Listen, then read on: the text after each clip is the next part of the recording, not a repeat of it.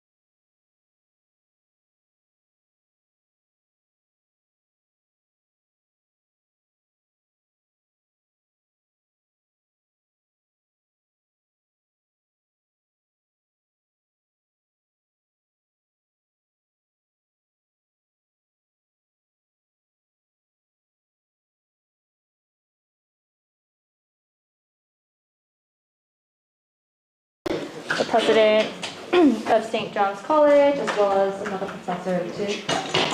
김재원이 어디냐? 김재원. 김재원. 우리 사인해야지. 김재원. 박서호. 네? 박서호. 박서호잖아. 사인해.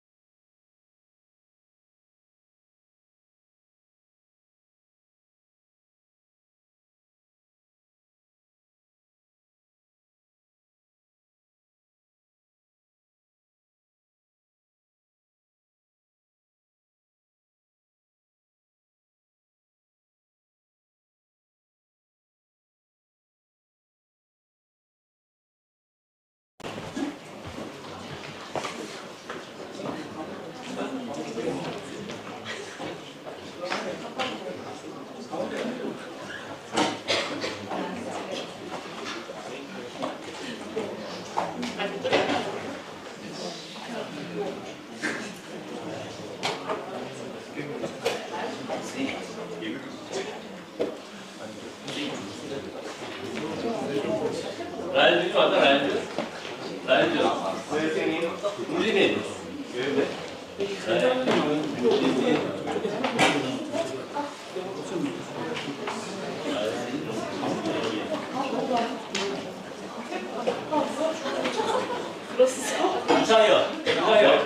이상현 어디 있어? 반 애들 다 왔는데 어디 내봐. 빠진 않는데 있어.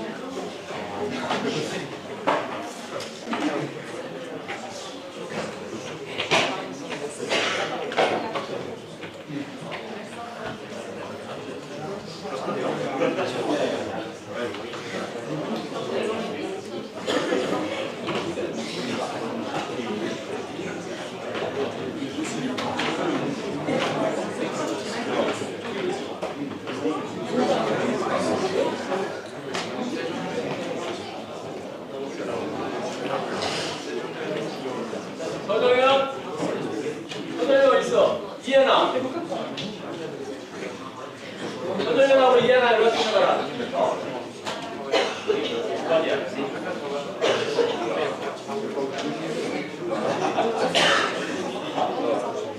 자, 9반이네, 9반. 알법 선생님 반. 예. 빨리 서정현하고 이해나 연락해봐. 지금 연락해 보겠습니다. 아, 이 알바 선생님. 라이브 반장인데. 라이브 빨리. 서정현 이해나.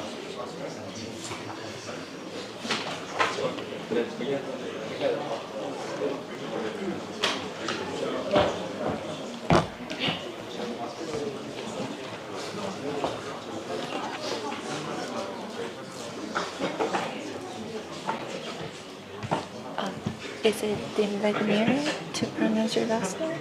Dean Leitner. Dim Wagner. Okay, thank you. Sorry about that. Do you want me up here or do you want me You sitting down? can stand. Okay. It's okay. I'll just need to get into the camera.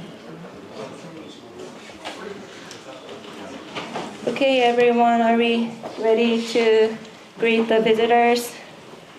Oh, okay, okay.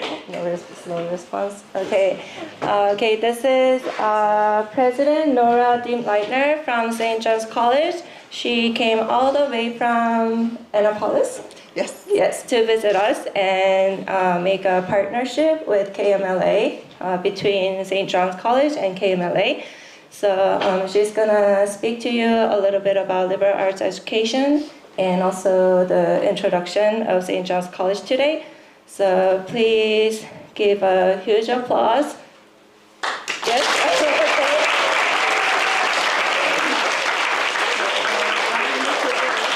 Oh, there's also Dr. Emily Langston, which is her second time visit to KMLA. Cool.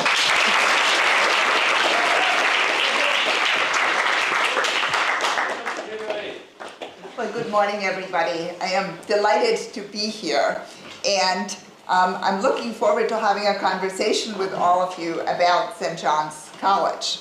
Let me just ask you, did any one of you participate in the seminar with Ms. Langston in the wintertime? Wonderful.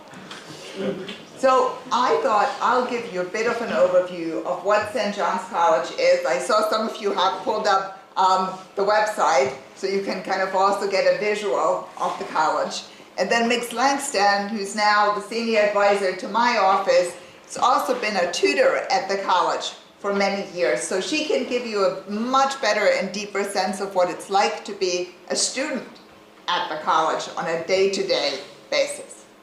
So first, some of the basics. We're the most distinctive liberal arts college in the United States. Well, you're thinking, how can that be? Well, we have the most distinguished and really special curriculum of any. It's called a Great Books program.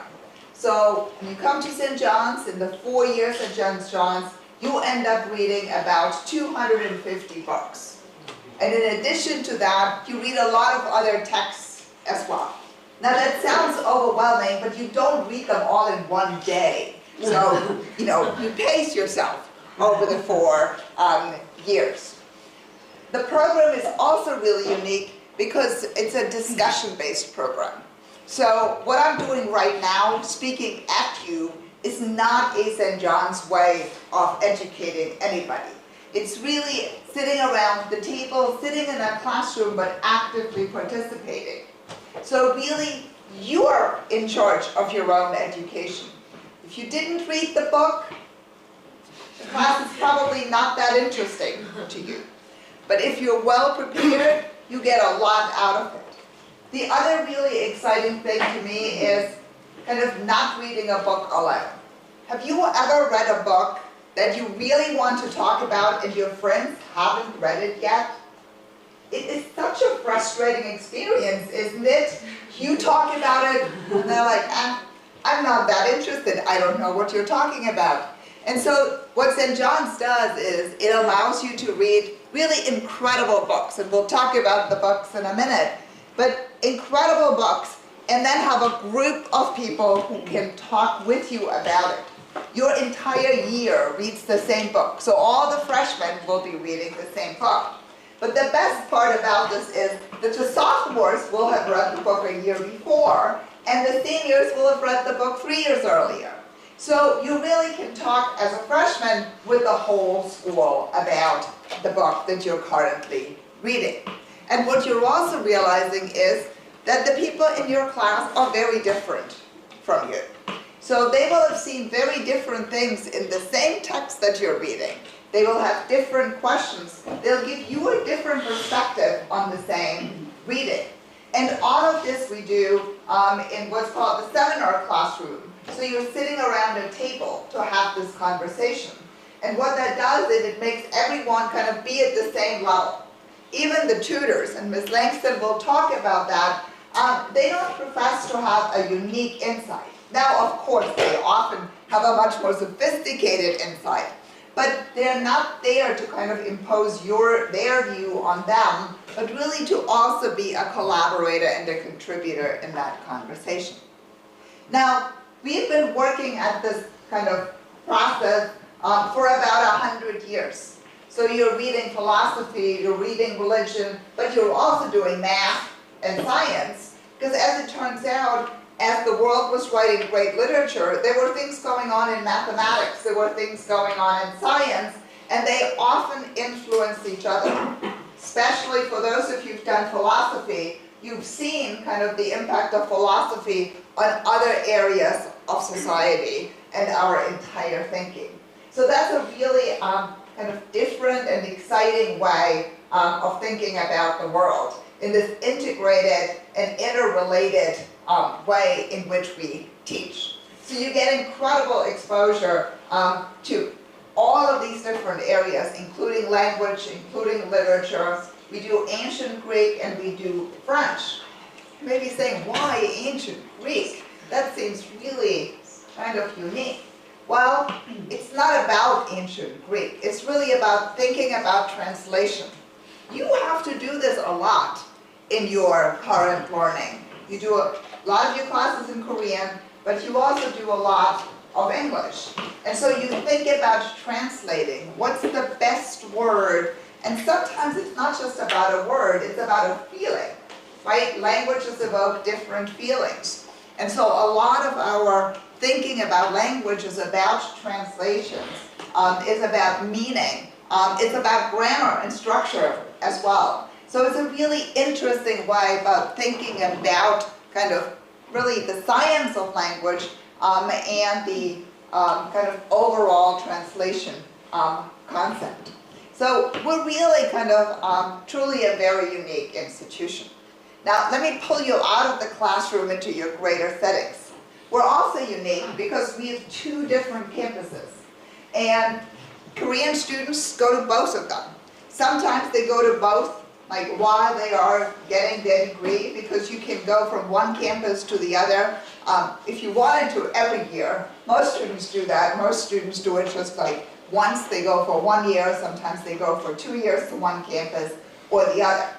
Now, it's worthwhile doing this, and here is why.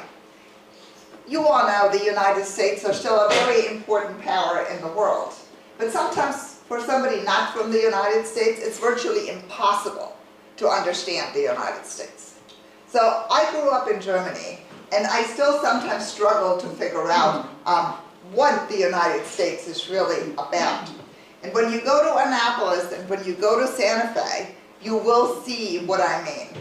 Here is why. Our campus in Annapolis is in the middle of town.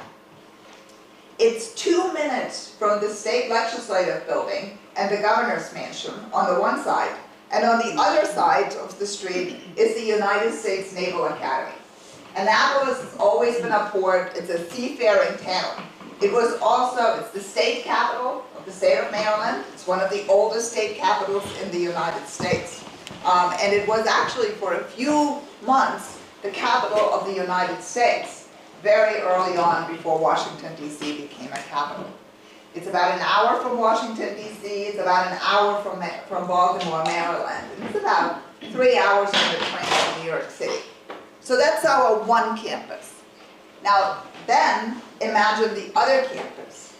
It's slightly outside the city of Santa Fe, New Mexico. It's in a state that is heavily Hispanic, populated by originally Mexicans and Native American tribes. It's in the mountains. It's actually a very high altitude, and sometimes you have to get used to that high altitude. It's a lot about mountain biking. Skiing is 20 minutes away. Hiking in the really in the mountains above the campus, very different. It feels like you're in a different country. Now, everyone speaks English, of course, but it still feels so different. So what I suggest to students, especially international students, is really try out both campuses. At least go for a week if you don't want to go for a year to the other campus.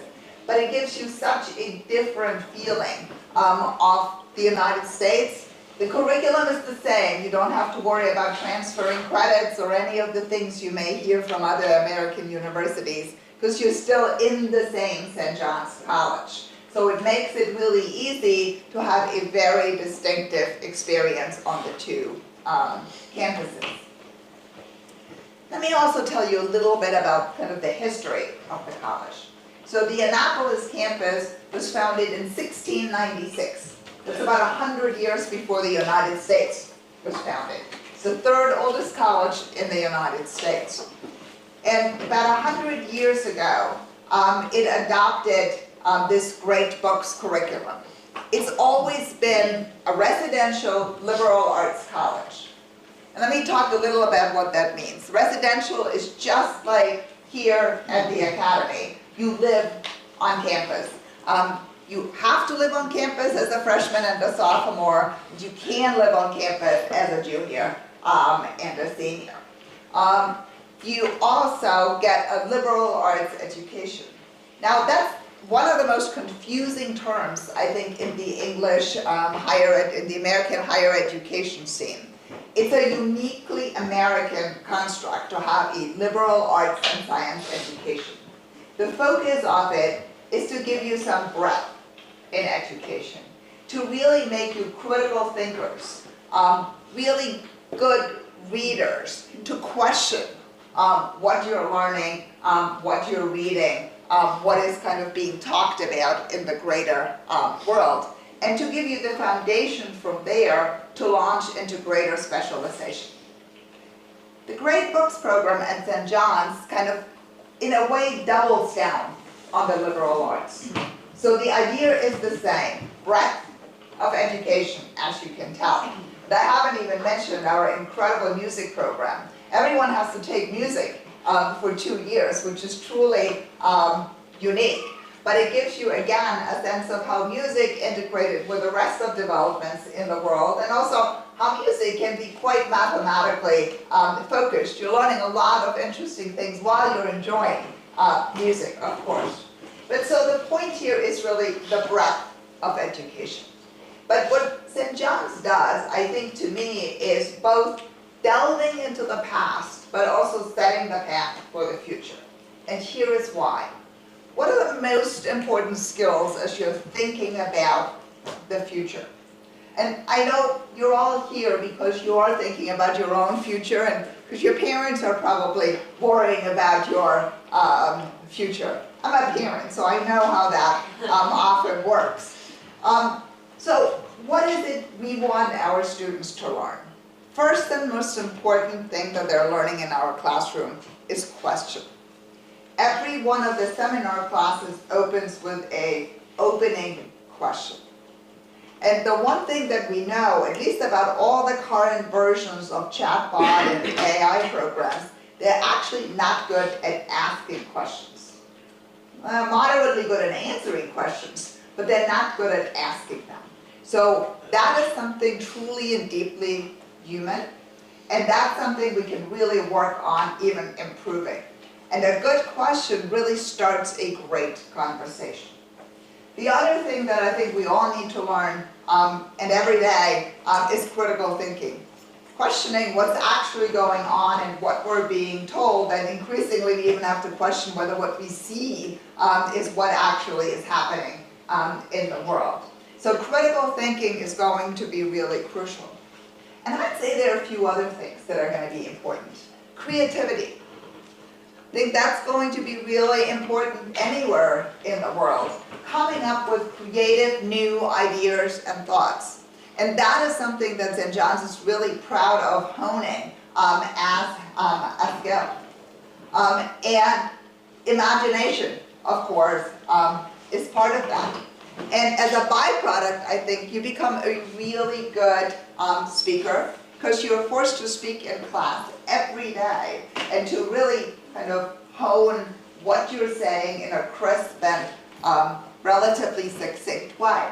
You also become a really good writer. There's a lot of paper requirements, as Will Langston will tell you about. And they're requirements, but on the other hand, they're also a great way to delve into a topic more deeply and to really become a stronger writer. Communication skills are going to be more important, not less important, as we're thinking about the future. And there's one other thing that many of our students say that they are becoming, and that is fearless. Now, why would you be fearless after a St. John's education? If any of you have ever tried to read Kant or Nietzsche, you'll know how hard that is. And if you've kind of made it through a class and you feel like, oh, maybe you're getting the top 10% of that reading, you really are not going to be scared of trying anything else you don't know about. There's a wonderful story of one of our alumni from a few decades ago who was worked for the New York Times, was a very successful editor for the New York Times. And then they said to him, well, we're looking for a bureau chief for our Paris office. And he said, well, I had St. John's French for 2 years, but you know what? I can do this. I've done much harder things than St. John's. I can teach myself French before I go there, and I can do this. And he did, very successfully so. So I think that's really kind of the spirit we're trying to hone. There's nothing to be scared of after St. John's. And we're really proud of that. We're not doing anything harmful to you other than challenge you in our education. So you don't have to worry about that. But what it also does is, I think it really creates incredible camaraderie. Now, you'll be probably wondering a little bit whether there would be any other Korean students on campus. Just a few, so that you're not feeling homesick. Not so many that you feel like you're still in Korea.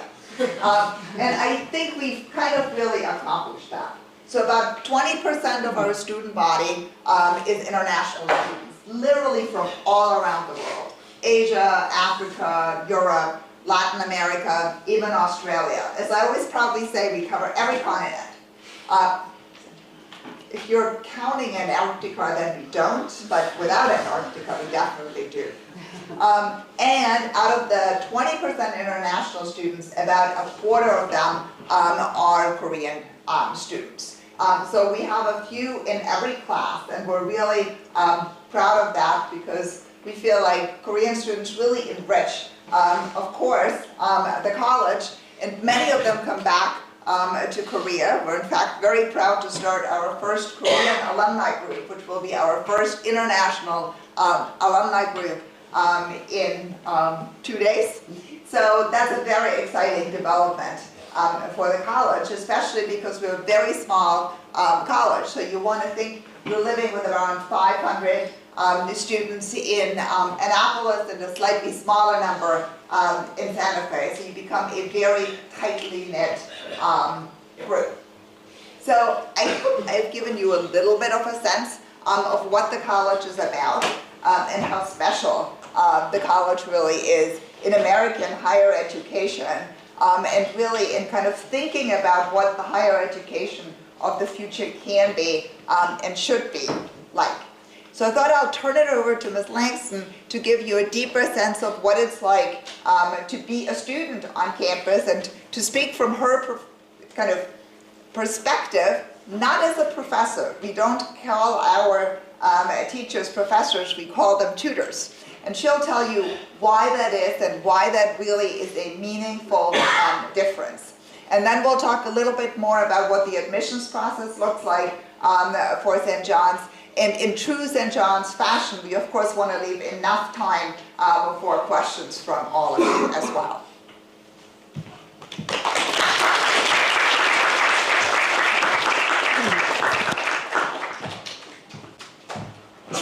Hello everyone. I am delighted to be back at KMLA after the wonderful experience I had leading a discussion here in December. And I saw at least one person who was in there. Was there anyone else? Come on. Everyone else graduated. Ah, okay.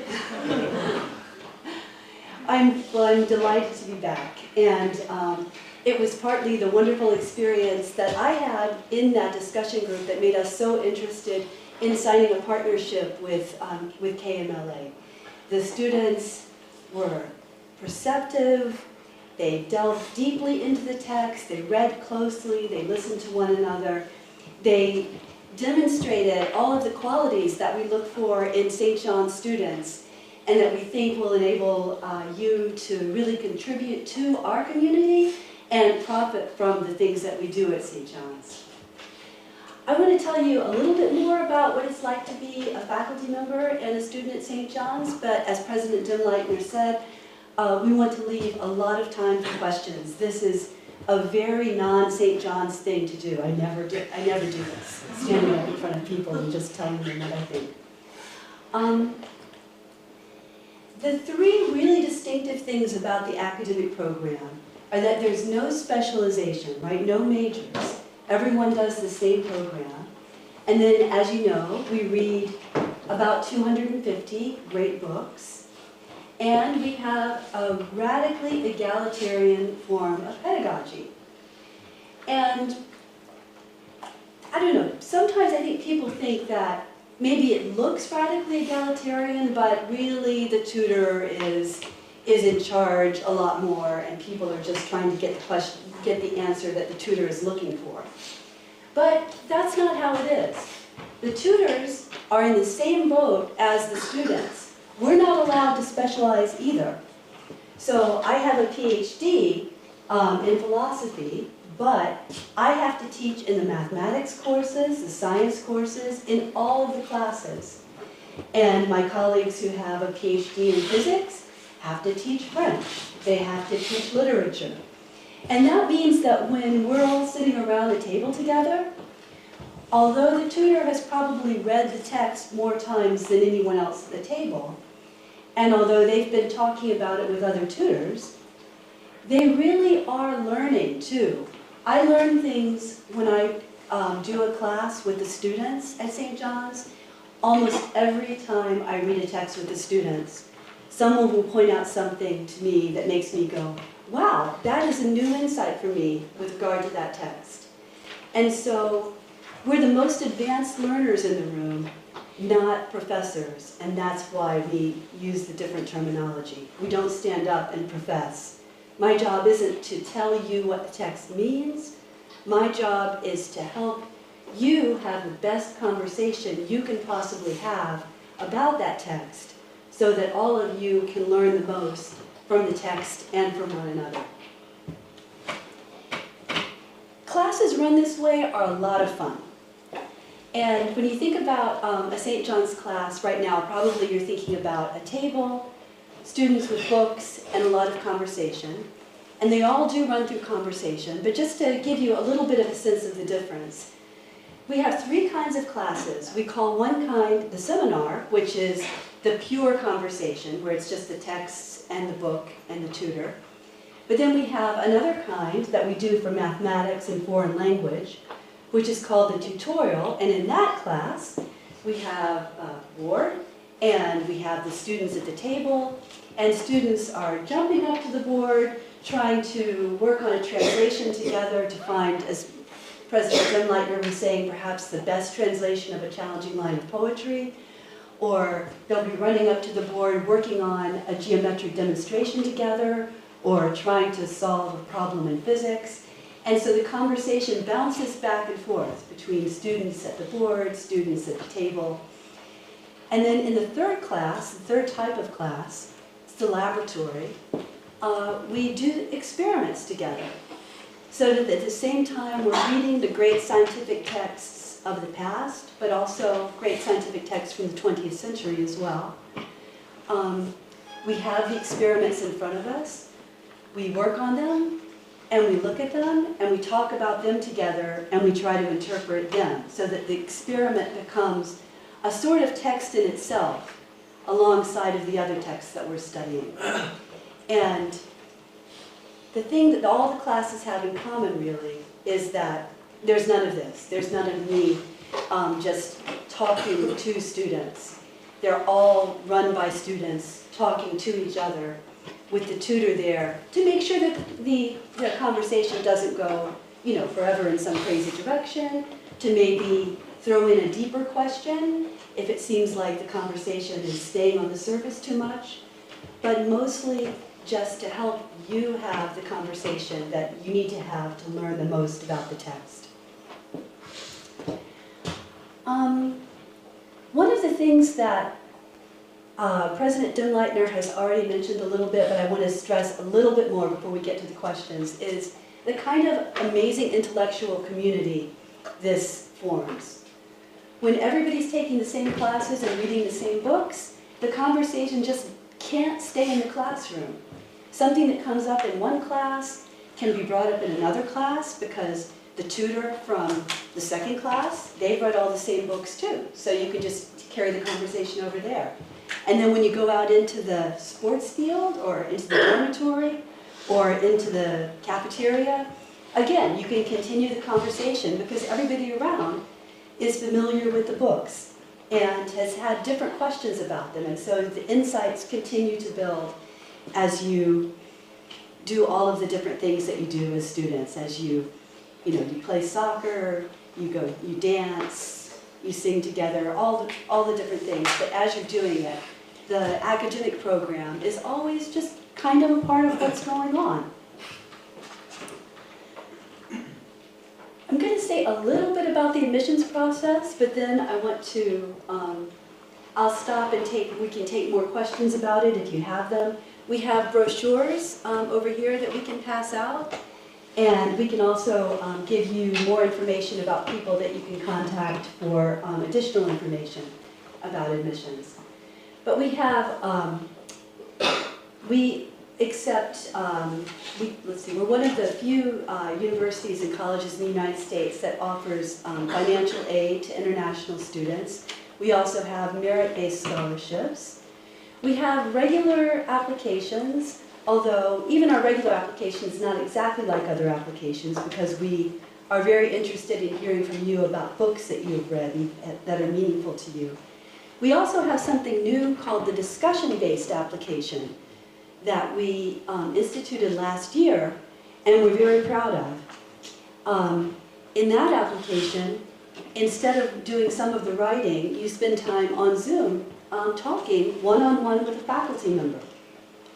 And even if you do the written admissions process, St. John's is one of the only colleges where faculty members read all of the applications. They don't just go to people in the admissions office. Every single application is read by faculty members because we're going to be talking with you and learning from you in our classes, and we want to know who you are. And that kind of personal attention begins with the application and continues all the way through your 4 years at St. John's. Why don't we open it for questions now? And what can I tell you? What would you like to know?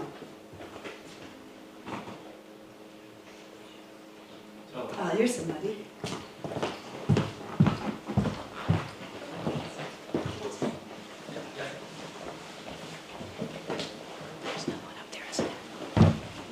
Hello, my name is Chang Jung. I'm a junior, and thank you for your wonderful presentation. And my question is, since your curriculum is very unique compared to other universities, my question is, how does your 4 years compare with 4 years at another more normal university? So how do the degrees, or you said you didn't have a major, right? Right. How does an ordinary major at a 4-year university compare to your degree after a student finishes your curriculum? Okay, good question, and I think there are a lot of different things that are, questions that are probably caught up in that. As President Dimleitner said, I think our graduates go out into the world with a different attitude toward learning than students who graduate from most institutions.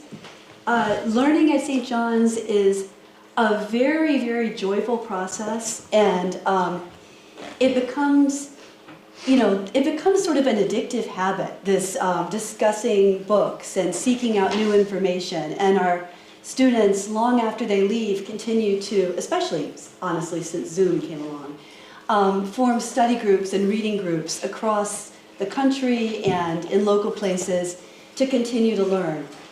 They're fearless in the things that they're willing to tackle. When you graduate from another college or university, because you have a major, usually you are very, you're deeply immersed in a particular topic. But I don't know if this is true in Korea so much, but it's very true in the United States that students often, even before they go to college, sometimes even before high school, say to themselves either, I'm a math and science person, or I'm a language and literature person. And they don't talk very much across that divide. Students at St. John's have to exercise all parts of their brain through the entire 4 years. And so I think they come out with a unique sort of flexibility that is helpful in almost any sort of career, and is probably going to be increasingly helpful in a world in which a lot of the more technical skills might be taken by AI, say coding, for example. I want to get the, oh yeah, you want to talk about careers? Yeah, if you don't mind, Yes, let me please. add a few other thoughts to this. So, one thing that has struck me over the last few years is we're getting ever older as humans, right? But for whatever strange reason, there seems to be ever more urgency about specializing at a younger and younger age. So both of my children went to high school in the United States, and now all the high schools have become specialized. It's the health, it's the math and science, it's the environmental. Now, you want to change your mind. You're only, what, 16, 18 when you graduate, and we're telling you, nope, you need to know what you're going to specialize in, or you should know what you're specializing in. And some of you have probably realized you love math, you love literature, you may love psychology, and something else. And now you're supposed to be deciding, you're supposed to come in with an idea of what major to pick, and preferably pick the college based on whether it offers the major you think you want. This is really hard. And honestly, it's making no sense to me at all. And so really what St. John's does, and I think that makes a lot more sense, is try out your strengths, and honestly also explore things you think of as your weaknesses. I had a wonderful conversation with a man who chairs the Department of Anesthesiology at the University of Michigan. It's about 800 doctors under him, and he runs a cognitive science lab. He's our alum, and he said, I actually had almost failing grades in science in high school. I hated it. I kind of thought I would hate math and science coming to St. John's. And by my sophomore year, people sought me out to help them with math and science. I had no idea I had this in me. That's what St. John's can do. Now, I'm not promising that each one of you who hates science will become a medical doctor and research scientist. But my point here is sometimes we put ourselves in a corner. I'm not math, I'm not literature, but really what we are is we didn't like the approach that we've seen so far. We didn't like the books, we didn't like the teacher, whatever it is, but we haven't given ourselves a chance. And I think here is something else that's really important about St. John's. You will see some of your classmates really being whizzes in math, or being incredible musicians. We don't have art formally in the program, but our students do a lot of art, and some are amazing artists, some are amazing poets. And what you're suddenly realizing is that that skill and talent, and what we call talent, isn't all about just test scores. There are people with all different kind of abilities and skills. And honestly, when you want to build a team later on in life, in whatever work you go, you want people with all these different skills and talents. And you've really learned to appreciate that at St. John's. And to me, that's another kind of nice side effect that you're not even expecting, that you're not seeing, but that's really important. Now, to alleviate your parents' concerns, if you try to sell them on St. John's, getting into grad school is not a problem. And the reason is that graduate schools have seen the strengths of St. John's. And I'll give you my truly favorite example. We had a graduate program in public health where, we don't teach any health education. They were talking to some of our students. And afterwards we got a call and they said, we would like a special partnership with St. John's. We were so impressed with your students. We want to give them an early pathway. They can apply early. We guarantee certain scholarship amount. We waived the graduate record entrance exam. This is like the #4 public health program in the United States that did that, just because they had a conversation with our students.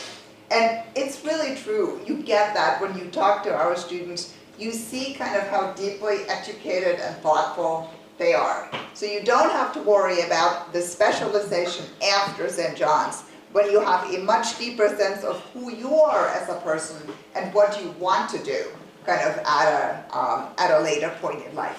So that was probably a much longer answer that you bargained for, but I really kind of want to highlight why we're doing what we're doing and why it's actually beneficial, I think, to the kind of post-high school age group.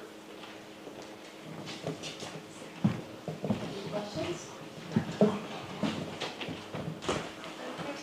Yeah. Oh, someone else. So I would also like to thank you for the wonderful presentation. And my question is about the Great Books curriculum. As President Leitner mentioned that all of the students from seniors to freshmen to seniors, they could all discuss the same book. And my question is, if the reading list changes or if it's fixed. And another question is, what made this? What are some things that make these books special to St. John's, and why do St. John's consider these books great? Great question. And a hard one.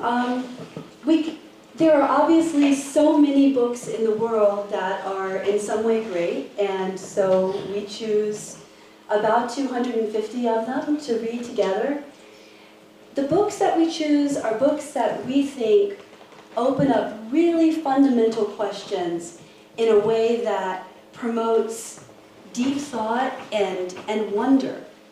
When you get information that comes to you in a textbook where it's just taken and explained to you, a lot of times the questions that made the original thinker come up with the idea have been sort of obscured and taken away, and they just sort of give you the information. When you read the original text by a great mind, you encounter not only the information, but you encounter a great mind at work. And you see what someone like Newton, like Isaac Newton, is going through as he comes up with the inverse square law of gravitational force. I can know that exists, but to read and to see what Newton is doing as he comes up with it is a whole different experience. And to me, as someone whose background was not mathematics and science, it opened whole new worlds to me of beauty, really, to encounter those questions put in that way. So that's an example from mathematics and science, but really that's what we're trying to do, I think, in every case. We're trying to find books that open up questions that still are the questions that are driving inquiry today. They're just they're questions that began in these particular books. And when you encounter them, you understand better the world that we all live in now, which is a world that has arisen out of the thought that comes from these books. It's a way of sort of understanding where our own presuppositions about the world are coming from, what we've been shaped by. You sort of see the things that have made your thought the way it is, and it's like seeing them for the first time. I want to answer quickly your question about does the list change? It does. It changes slowly. It changes much more quickly at the more modern edge than it does at the ancient Greek edge, as you can imagine. We've kind of got that part of it settled. Although we'll go back and forth on a different play every now and then or something.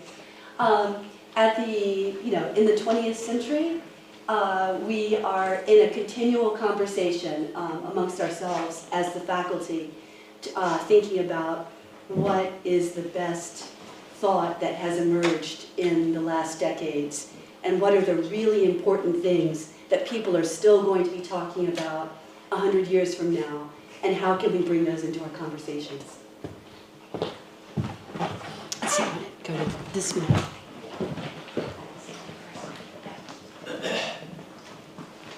I would also like to thank you for your nice presentation. I was able to learn a lot of new information about Seint존스 College. I heard that specialization is a great factor in Seint존스 College, but I believe that such specialization would be possible if students are able to deeply examine a lot of field and academics which Seint존스 teaches. However, I think that other universities teach only one major for 4 years, and they also fail to deeply examine in only one major. However, I wonder how Seint존스 is able to make students deeply examine in a lot of fields, including physics, philosophy, or whatnot, in only 4 years.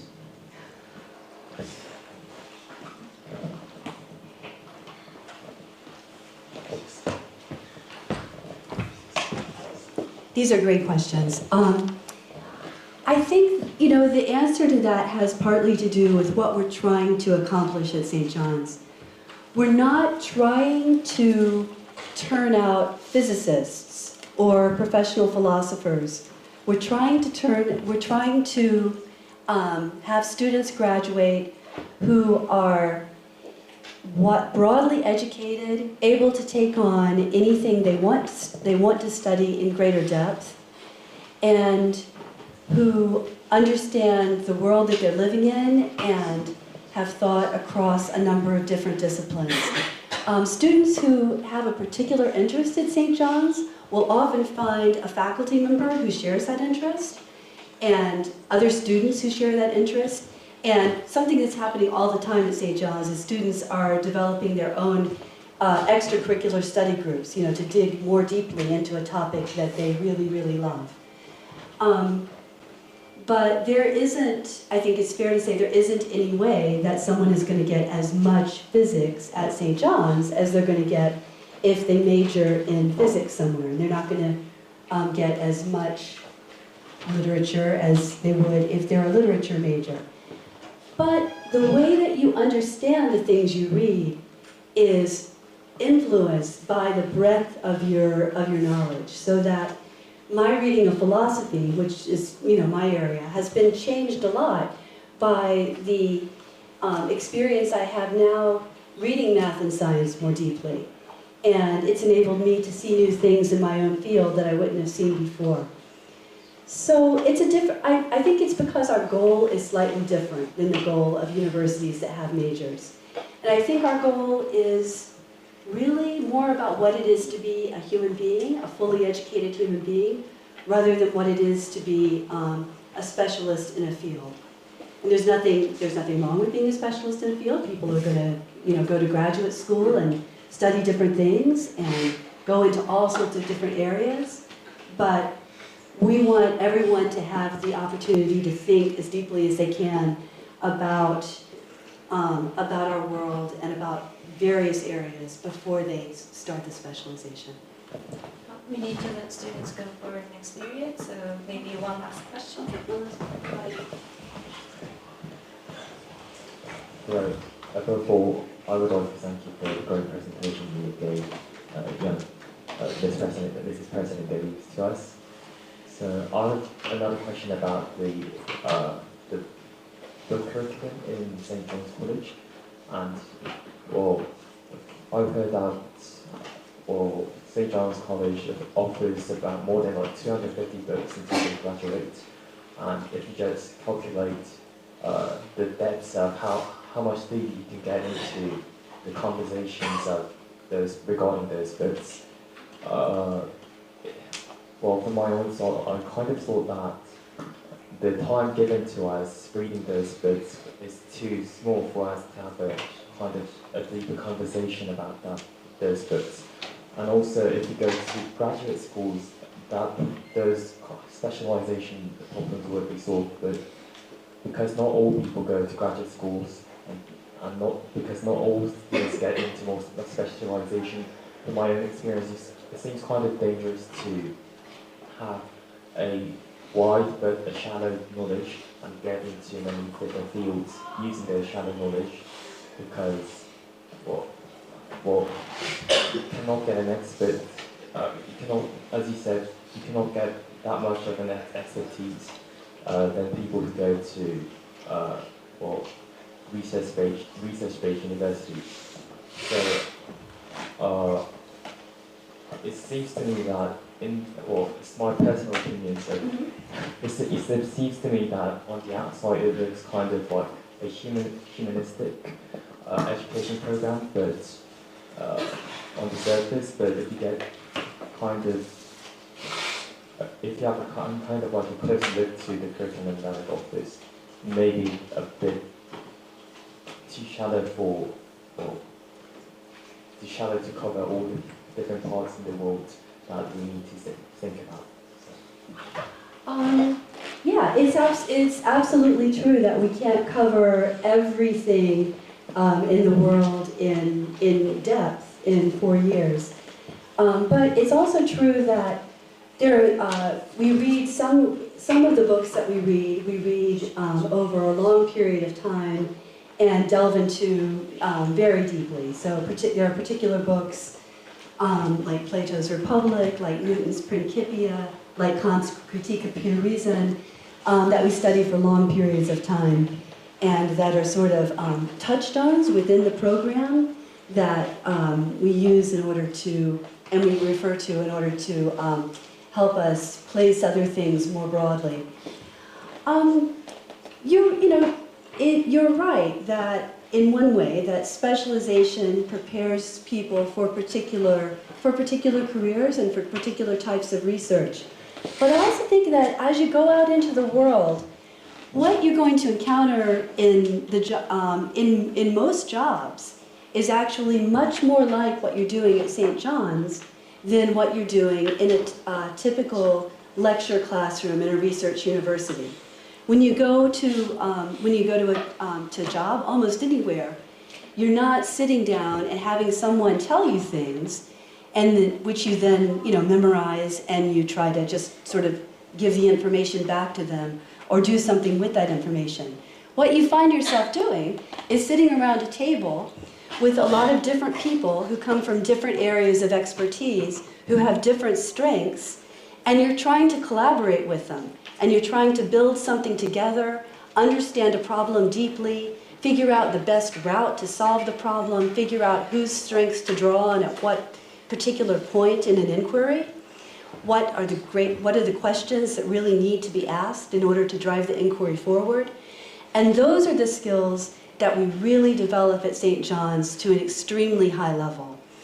And those are the skills that I think in absolutely any career will be essential, and I think more and more essential as we move forward in the world that's emerging now. Okay, thank you both, Dr. Bernstein and Dr.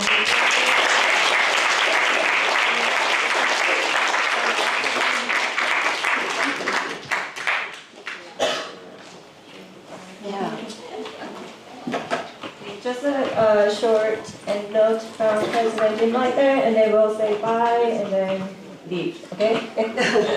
I want to thank you all for being here this morning, for being so attentive, and for really asking fabulous questions. I think St. John's constantly reinvestigates itself, and so the questions that we're getting from all of you are really helpful in thinking about who we are as an institution and who we want to be in the future.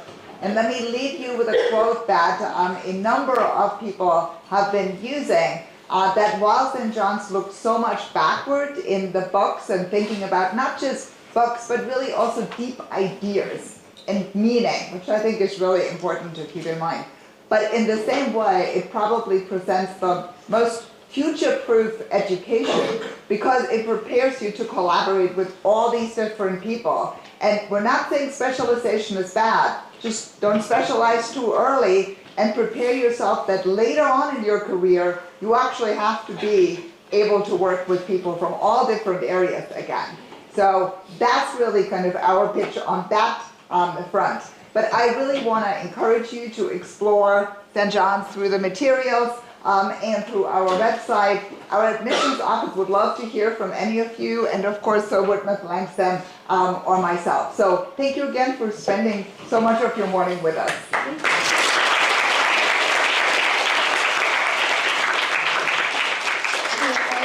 All the students except 서진, 강민, 세영, 수찬, you should all go to report to your class now.